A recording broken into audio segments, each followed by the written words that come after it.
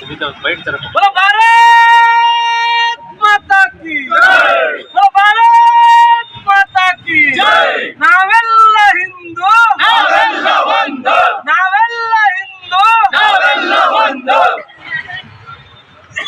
ಮೊನ್ನೆ 19ನೇ ತಾರೀಕಿನ ರಾತ್ರಿ 9:30ರಿಂದ 10 ಗಂಟೆಯ ತನಕ ಬಾಗಲಕೋಟೆಯ ಶಿವಾಜಿ ಜಯಂತಿಯ ಮೆರವಣಿಗೆ ಹೋಗುವಾಗ ನಮಾಜಿನ ಸಮಯ ಮುಗಿದಿತ್ತು. ಮಸೀದಿಯಲ್ಲಿ ಯಾವತ್ತೂ ಸಹ ಯಾರೂ ಇಲ್ಲದ, ಆದರೆ ಶಿವಾಜಿ ಜಯಂತಿ ಬರ್ತಾ ಇದೆ ಎನ್ನುವ ಕಾರಣವನ್ನ ನೆವವನ್ನ ಇಟ್ಟುಕೊಂಡು ಅನೇಕ ಮತಾಂಧ ಮುಸಲ್ಮಾನ ಯುವಕರನ್ನ ಸೇರಿಸಿಕೊಂಡು ಅಲ್ಲಿರುವ ಮೌಲ್ವಿ ಕುಮ್ಮಕ್ಕನ್ನ ಕೊಟ್ಟು ಪೊಲೀಸರ ಮೂಲಕ ಆ ಮಾರ್ಗವಾಗಿ ಮೆರವಣಿಗೆ ಬರಬಾರದು ಅನ್ನುವ ಒತ್ತಡವನ್ನು ಹೇಳ್ತಾರೆ. ಆ ಒತ್ತಡಕ್ಕೆ ಪೊಲೀಸರು ಸುತ್ತು ಹಾಕದಾಗ ಮೆರವಣಿಗೆಯ ಮೇಲೆ ಮಸೀದಿಯ ಒಳಗಿಂದ ಚಪ್ಪಲಿಗಳನ್ನ ಮತ್ತು ಕಲ್ಲನ್ನ ತೂರುವ ಕೆಲಸ ಮಾಡ್ತಾರೆ. ಈ ಘಟನೆಯಲ್ಲಿ 8 ಜನರನ್ನ ಬಂಧಿಸಿದ್ದೇವೆ ಅನ್ನುವ ಹೇಳಿಕೆಯನ್ನು ಪೊಲೀಸ್ ಇಲಾಖೆ ಕೊಡುತ್ತೆ. ಆದ್ರೆ ಹಿಂದೂ ಜಾಗರಣ ವೇದಿಕೆ ಆಗ್ರಹ ಏನು ಕೇಳಿದ್ರೆ, ನೀವು 8 ಜನರನ್ನ ಬಂಧಿಸಿ ಅವರಿಗೆ ಮತ್ತೆ ದೇಶದ ಮೇಲಲ್ಲಿ ಹೊರಗೆ ಕಳುಹಿಸುವ ಕಣ್ಣೊರಿಸುವ ತಂತ್ರವನ್ನ ಹಿಂದೂ ಜಾಗರಣ ವೇದಿಕೆ ಮುಖ್ಯವಾಗಿ ಖಂಡಿಸುತ್ತೆ. ಆ ಮಸೀದಿಯ ಮೌಲ್ವಿ, ಆ ಮಸೀದಿಯ ಕಮಿಟಿಯ ಅಧ್ಯಕ್ಷರನ್ನ ದೂರಿನಲ್ಲಿ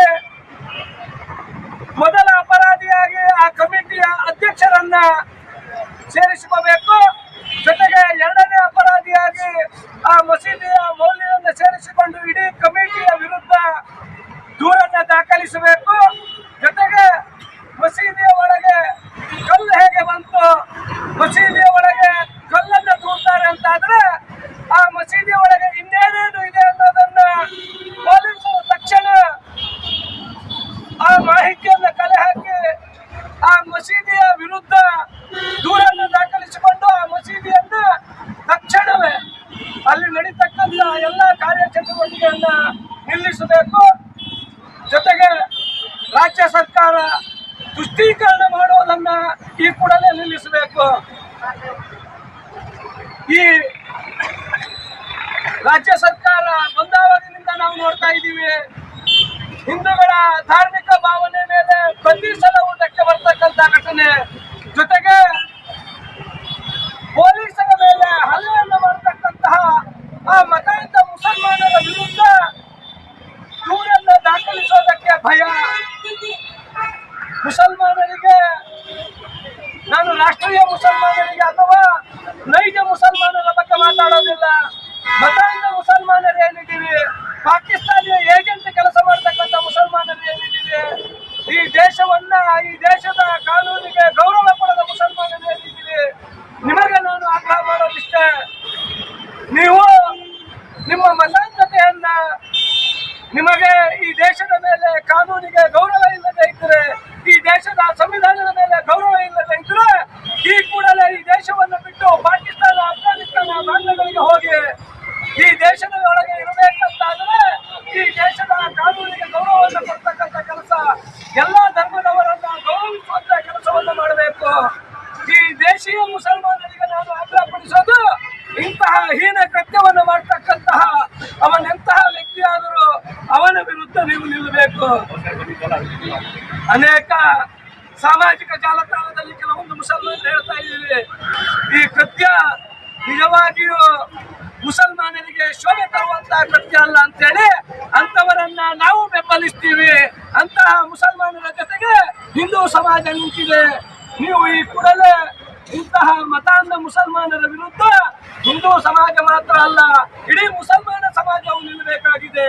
ಈ ದೇಶದಲ್ಲಿ ಶಾಂತಿ ನೆಲೆಸಬೇಕು ಅಂತಾದರೆ ಮತಾಂಧತೆಯನ್ನ ಕಮ್ಮಿ ಮಾಡಲೇಬೇಕು. ನೀವು ನಿಮ್ಮ ರಂಜಾನ್ ತಿಂಗಳಿನಲ್ಲಿ ನೀವು ಮಾಡುವ ಅದೆಷ್ಟೋ ಕಾನೂನು ಬಾಹಿರ ಚಟುವಟಿಕೆಯನ್ನ ನಾವು ಸ್ವೀಕಾರ ಮಾಡ್ತೀವಿ ಅಂತಾದ್ರೆ ಹಿಂದೂ ಸಮಾಜದಲ್ಲಿರ್ತಕ್ಕಂಥ ಸಹಿಷ್ಣುತಾ ಸ್ವಭಾವ ಅದನ್ನು ಮನಗಂಡು ಬಾಗಲಕೋಟೆಯಲ್ಲಿ ಆಗಿರುವ ಘಟನೆ ಹೋರಾಟಕ್ಕೆ ನಿಲ್ಲಬೇಕು. ಇಲ್ಲವಾದರೆ ಇಡೀ ರಾಜ್ಯಾದ್ಯಂತ ಎಲ್ಲಾ ಜಿಲ್ಲಾ ಕೇಂದ್ರದಲ್ಲಿ ಶಿವಾಜಿ ಜಯಂತಿಯನ್ನ ಮತ್ತೊಮ್ಮೆ ಮಾಡ್ತೀವಿ ಅನ್ನೋದಕ್ಕೆ ನಾವು ಹೆಮ್ಮೆಯಿಂದ ಹೇಳ್ತೀವಿ. ನೀವು ತಡೆಯೋದಾದ್ರೆ ತಡೀರಿ, ನಾವು ಮಾಡಿಯೇ ಮಾಡ್ತೀವಿ. ಹಿಂದೂ ಸಮಾಜ ಇನ್ಮೇಲೆ ಕೈ ಕಟ್ಟಿ ಕೂರೋದಿಲ್ಲ.